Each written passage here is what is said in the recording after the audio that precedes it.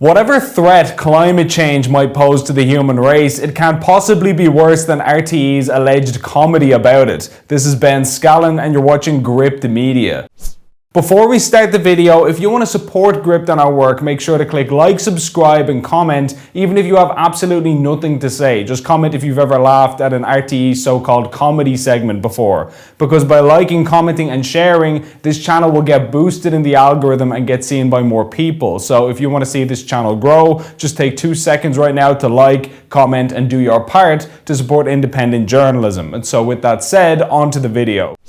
There's an old saying at my house, and that's that you can't spell disheartening without the letters RTE, and our esteemed public broadcaster seems determined to prove this idiom more true every single day. In the latest license fee-funded attack on the Irish public's will to live, RTE have published a generously named climate change so-called comedy routine performed by self-described activist Diane O'Connor. So as we might know, COP27 is this year. And it was COP26 last year. So at this stage, they're starting to feel a bit like the Fast and Furious films, aren't they? You know, the only clear winner is Diesel.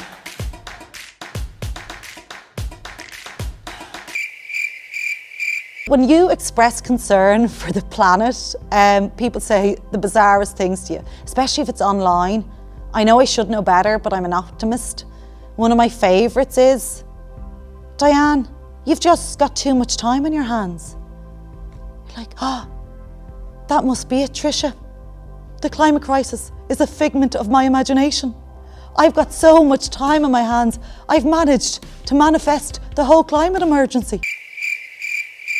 I've been angry at everybody. I've been angry at my friends, my family, Derek the postman, but I've been angry at the wrong people. Like, I have to remember who I'm angry at, and it's not Bernadette at work for making a balls out of the recycling.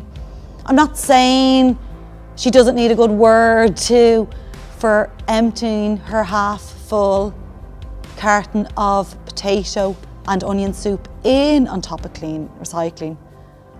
But she's not the big problem. None of us are.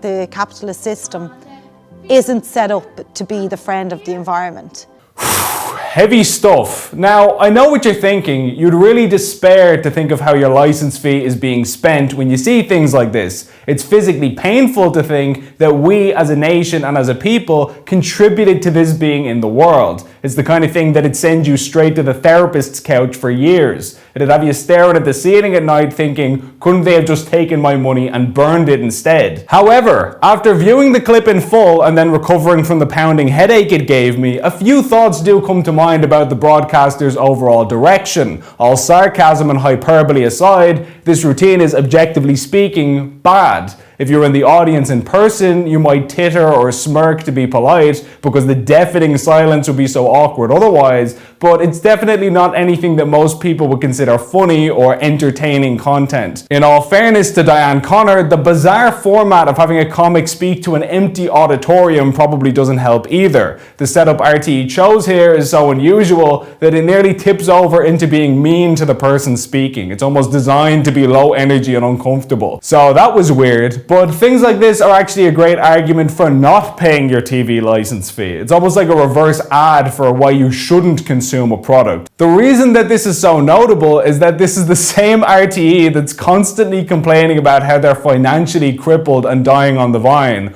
while paying even more of their staff over 100,000 quid per year as a basic salary, by the way. And they're dying, mind you, despite the fact that they are guaranteed hundreds of millions of euros per year in state funding and ad revenue. They could literally broadcast white noise static all day, every day, and still make crazy money. They could have a 24-hour live stream of Tuberty alternating between the Gangnam Style dance and the Harlem Shake, and they would still rake in tens of millions of euros. Because the funding is guaranteed. People will literally go to jail for not paying RTE, regardless of the quality of the programming or how few people actually want to watch it. And yet even still, they can't survive or stay afloat in the market because what they produce tends to be, I'm sorry now, unwatchable swill. You literally have to threaten to have armed men in uniforms take people away and lock them in prison to make them fund this crap because so few people in their right mind would ever do it willingly. But that's the funny thing about the market economy and the so-called capitalist system that Diane referred to earlier.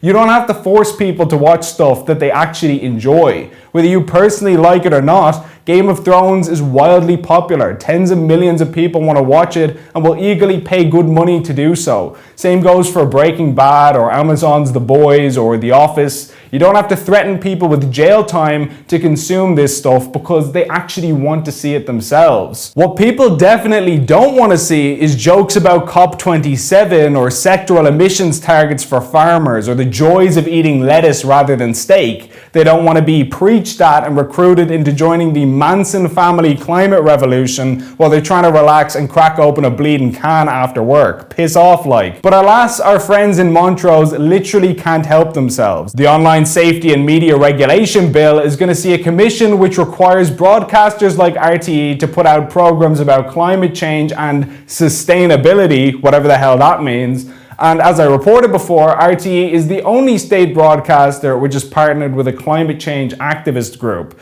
So rather than being this impartial, market-driven entity that just gives people what they want to see, RTE is explicitly trying to drive public opinion around certain pet issues and spoon-feed the public what they believe the public should want. It's the media equivalent of Fanta saying, "We don't care that you don't like our new maple syrup and onion flavored Fanta. You're gonna drink it, and if you don't, you'll be arrested." And yet, when asked about the idea of scrapping the license fee and letting the broadcaster either sink or swim based on public demand, Taoiseach Micheál Martin said that doing so would be a danger to democracy. The principle of democracy is at root about the public deciding what they want for their country's future. If the Irish public decide that they don't want to pay €160 per year for the privilege of owning a TV, that's their decision. If people decide that they don't want to see adult frog spawn as a solution to banning music festivals, or if people are sick of Luke O'Neill strumming out Wonderwall on his acoustic guitar to promote the 50th injection that year, that's their decision. And if RTE goes under as a result, then that is, in a certain sense, democracy in action. People have voted with their wallets, and RTE came out the worse for it. Tough luck. Whatever case you want to make in favor of keeping this organization around, you definitely can't argue the point based on quality. Speaking of license fees, Gript doesn't have one. We rely entirely on donations from you and people like you, so please sign up for a donation of €5 or €10 a month via the link on screen to help us keep going. And as always, thanks for watching.